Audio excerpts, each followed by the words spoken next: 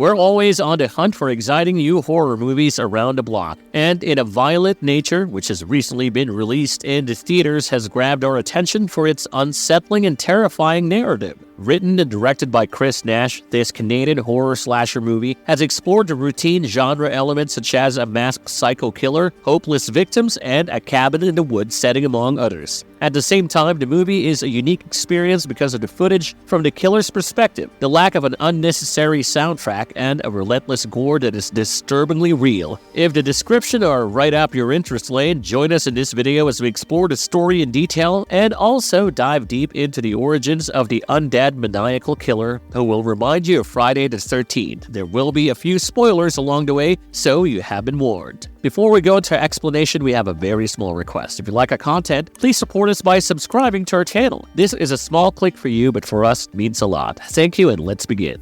How do things take a violent turn in the movie? Introduction to Johnny, the psychotic undead killer. It all starts with an innocuous locket, which turns out to be a key element in the movie going ahead. A group of friends come across this locket while exploring an abandoned fire tower. For those who don't know, a fire tower is a tall watchtower built to spot wildfires from a distance. Among the group of friends, a guy named Troy pockets the locket, and thus begins the uncontrollable sequence of violence and tragedy. The corpse of Johnny, the maniacal killer, rises from the ground after the locket is taken. He is clearly infuriated, and one look at him will tell you that Johnny is the last person on Earth that you'd want to be enraged. He sets off through the woods and he seems to be searching for the locket. He briefly stops when he comes across the corpse of a rotting fox that got caught in a trap, and two men are arguing nearby. Eventually, Johnny heads into a nearby house and enters unnoticed. Inside, he even finds a necklace that he briefly mistakes for his locket, and this causes some flashbacks for Johnny, and he remembers his mother momentarily. Soon, the homeowner returns, and unlike the usual victims in horror movies, he doesn't try to challenge the psycho killer after spotting him. Instead, he runs away into the woods, but as luck would have it, he gets caught in his own bear trap. What follows is the first of the several bloody murders as Johnny finds him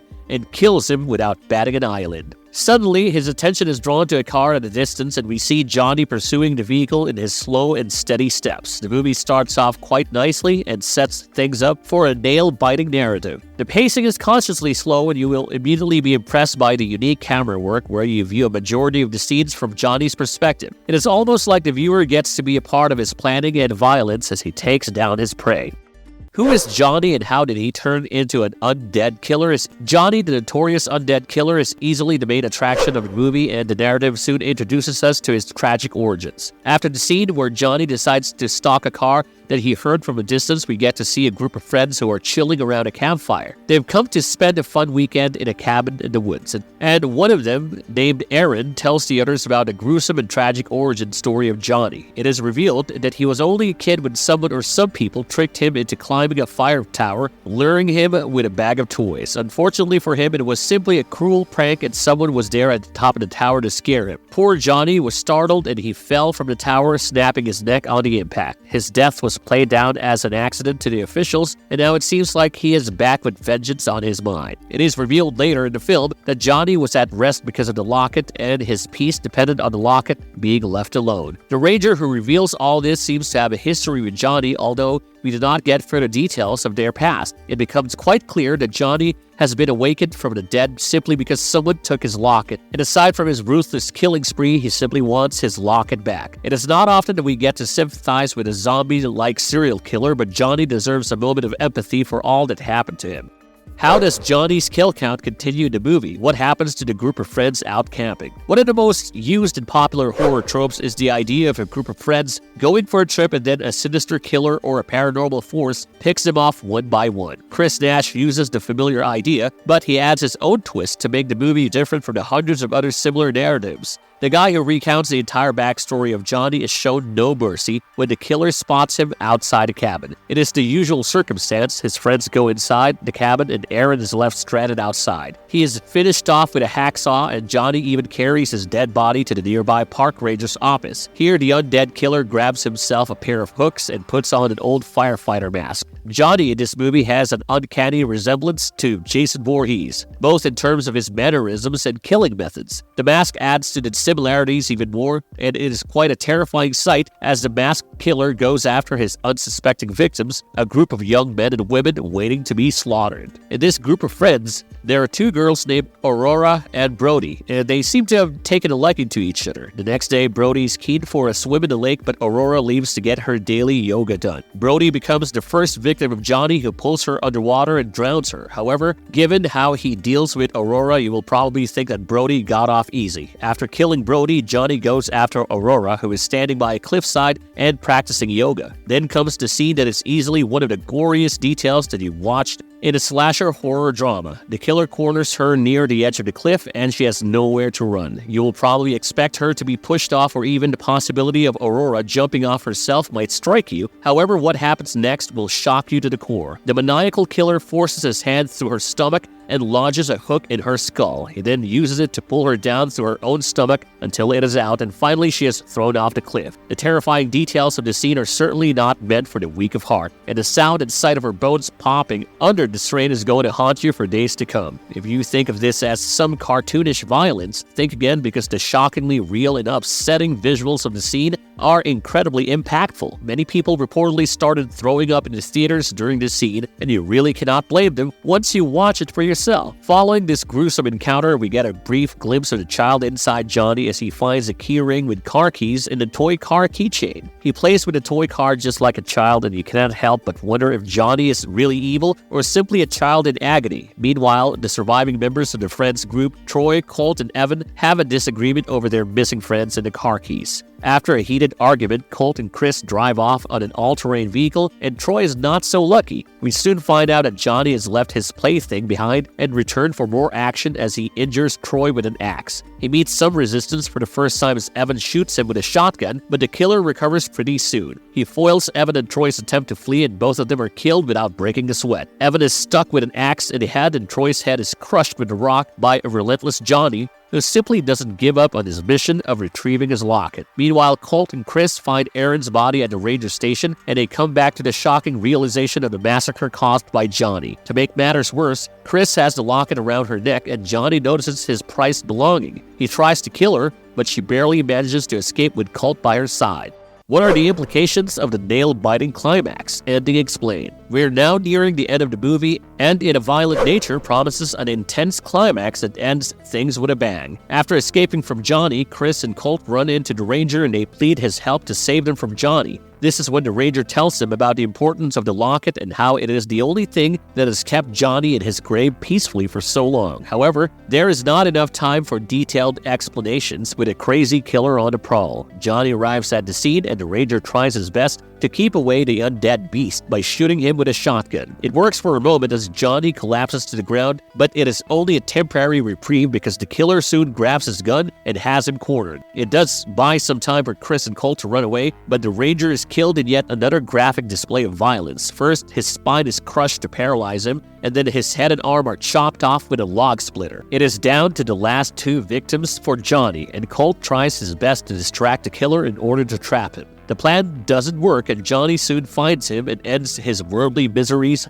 with an axe to the face. The sole survivor finally makes a clever move and leaves Johnny's locket on a gas canister and flees further into the woods. She is injured but still limps her way to a nearby road where a woman gives her a lift in a pickup truck. This godsend woman tells Chris about a dangerous bear that lurks in these forests and how her brother had a near-death experience with this bear. However, Chris is more concerned about Johnny following them, and she urges the woman to speed away. Even when the woman stops to bandage Chris's injured leg, Chris looks out at the woods hoping against hope that Johnny would no longer follow her. The movie ends with a scene that shows that the locket is no longer where Chris kept it, and we are not shown what finally happens to Johnny. It is interesting to note that the woman Chris encounters at the end of the movie is played by none other than Lauren Marie Taylor, who you may recognize from Friday the 13th Part 2, when she pulls over to attend to Chris's injuries that almost seems to make her pass out. Chris pleads with her to drive away, and though we're almost expecting to see Johnny walk in with an axe to end it all, but nothing happens even though we get some heart-stopping stares into the woods. According to the director, the final 10 minutes are the defining moments of the film, and we also understand the importance of leaving things on a cliffhanger and up to the interpretation of the viewers. But all horror fans will know that there is really no running away from the killer, and if Scream can bring Ghostface so many times, we certainly expect a comeback from Johnny with more scores to settle.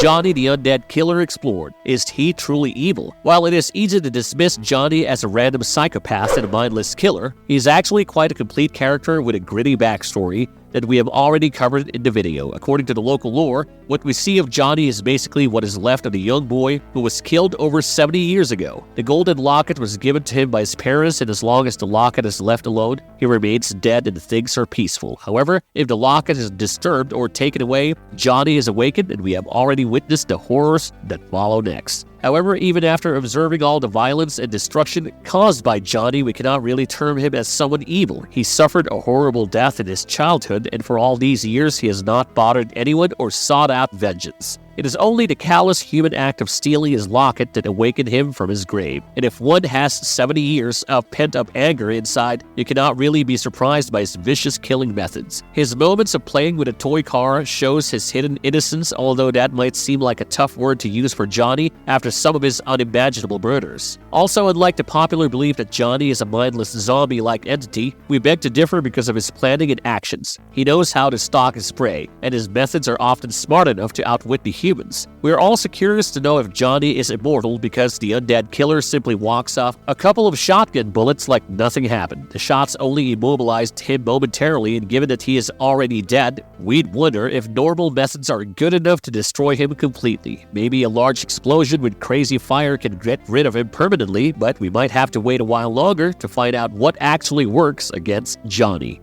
What happened to Johnny at the end of the movie? We don't get to see the fate of Johnny in the movie, but it is implied from the missing locket that someone has taken it. For the sake of humanity and stupid teens visiting these woods, we hope Johnny is the one who took the locket and he is now peacefully resting in his grave once again. However, if it is someone else, you can be sure that the dreadful killer will be back to seek out more blood. He is surely alive and kicking, and a couple of shotgun bullets are definitely powerless to take him out permanently. We're also curious to find out if he will stalk Chris to complete his revenge even after he gets its locket, in case he is actually the one who has taken it.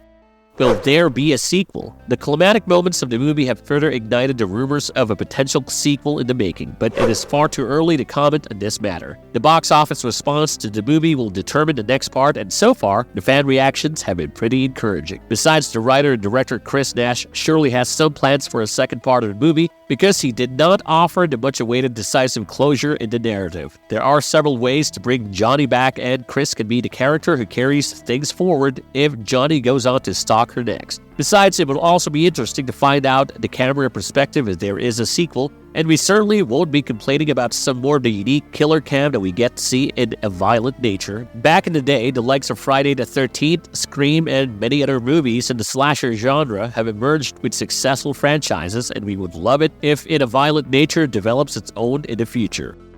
Marvelous Verdict, an intelligent slasher flick in a gory mess. Let us take a quick moment to recall some of the all-time greats when it comes to the list of maniac psycho killers. The likes of Jason Voorhees and Freddy Krueger will immediately come to mind, and this movie gives you a glimpse of what it is like to watch the whole thing from their perspective. The camera often follows the hulking killer who has been supernaturally awakened in the movie, and we get to watch in trembling anticipation as he stalks and brutally massacres his victims. We love the innovation in the narrative, and the lack of music makes the soundscape scarily realistic. The kill scenes are certainly not meant for the squeamish, but if you have a stomach for gore, you're in for a solid entertainer. Overall, In a Violent Nature is a valuable addition to the slasher horror genre, and we would love for a fittingly entertaining sequel to back it up. We'd love to hear your thoughts on the movie in the comments below, and do tell us if you think that the killer can go down as one of the infamous legends in the genre. If you haven't watched the movie yet, do check it out in its theaters because it is going to be worth your time,